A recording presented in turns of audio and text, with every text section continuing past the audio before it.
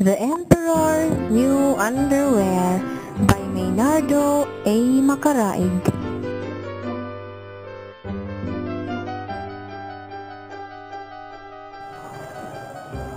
I have been a fool. I announced to all the people that I would be wearing a magnificent suit of clothing in today's ceremonial parade, and I walk out there in my underwear, thinking I was wearing that magnificent suit, and they all saw me as a fool. How could I have been fooled by those charlatans? And all found of all my subjects too. I am Rouge Jambalin Rouge! There. Surely, the situation is not that bad. Other emperors have made worse mistakes. Don't you understand? This mistake will destroy me. How can I face the people of him when I have been stripped of my emperor's dignity? How can I command the respect and elegance when they have seen me parading myself in my underwear?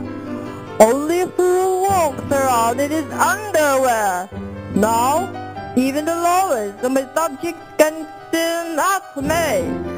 At least, they don't go around behaving like fools. The Emperor was inconsolable. The incident of the non-existing clothing had struck him where it hurt, namely, in his image. For years, he had made himself look valorous and brave, steadfast and firm, a statesman of subtle magnificence and quiet strength. Yet, not more than an hour ago, he had been walking down the imperial highway accompanied by a retinue of courtiers, soldiers, attendants, retainers, dignitaries and flunkies, while dressed in purple polka dot shorts and a monogrammed cotton underskirt.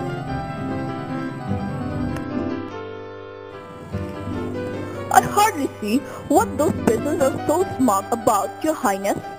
Personally speaking, I would consider a man who wore underwear in public to be very brave rather than very foolish.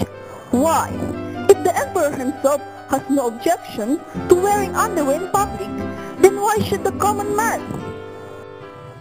That's it!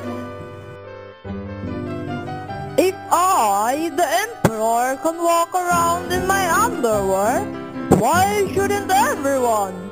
No one will dare laugh at me now. I certainly hope so. If I may inquire, Your Highness, just what are you going to do? Chamberlain, I am issuing a new decree, an imperial proclamation effective immediately. From now on, all citizens of the empire must dress in an underwear and nothing else. Understand, Chamberlain?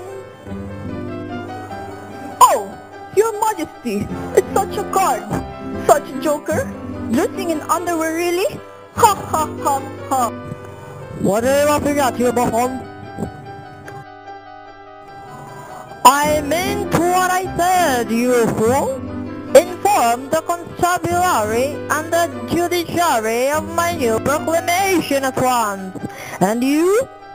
How dare you wear clothes in my presence? Undress at once. But sir... At once, Chamberlain!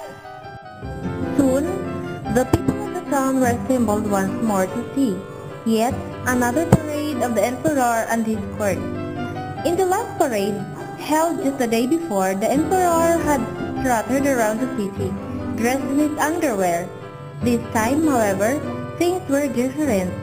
This time, everybody was dressed in his underwear. All the guards, all the retainers, all the courtiers, and all the spectators. But the highlight of the parade was the Emperor himself. He was garbed in a satin underskirt, lined with the finest ermine, a pair of silk jockey trunks with a platinum garter and a gold cup encrusted with the G family jewels. His garters for his socks. He was an old-fashioned emperor, where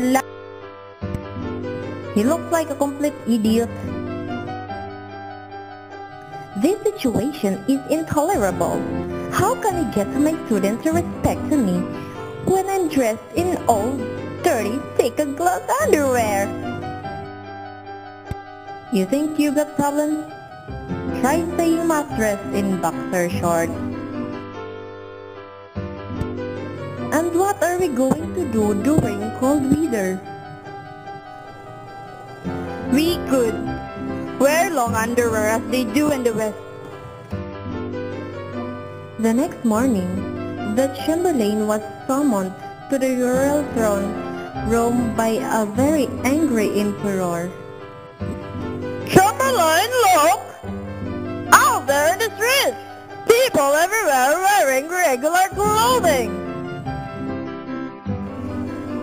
Yes, my lord. I saw them earlier. But, my lord, that could start a war. A full-scale war with lots of killing and fighting and dying. And furthermore, my lord, the soldiers are reluctant to impart in their underwear. But isn't there anything we can do? May I speak frankly, my lord? Haven't you always done so? No, not really. But I think the time has come for me to tell you what you need to hear rather than what you want to hear. Well, sir, it's like this.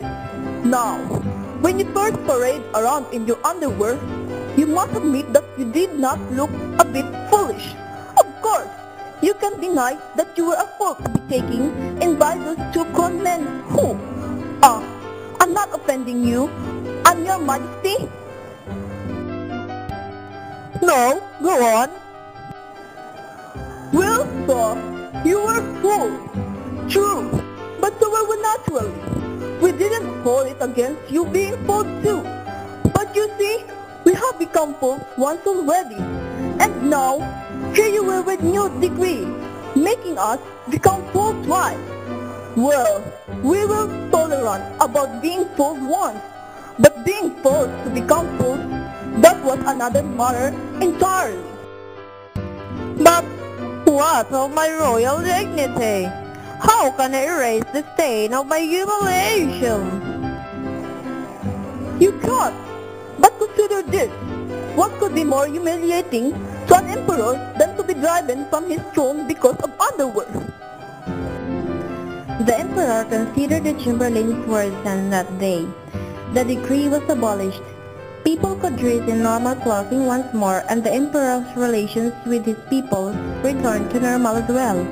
The Chamberlain, who had spoken so frankly, was now accorded new respect by both the emperor and the people. Did not have any more disagreements. They had arguments and debates and conflicts and quarrels over taxes and salaries and similar important matters, but never again did either emperor or people raise the issue of underwear again, at least not in public. The end.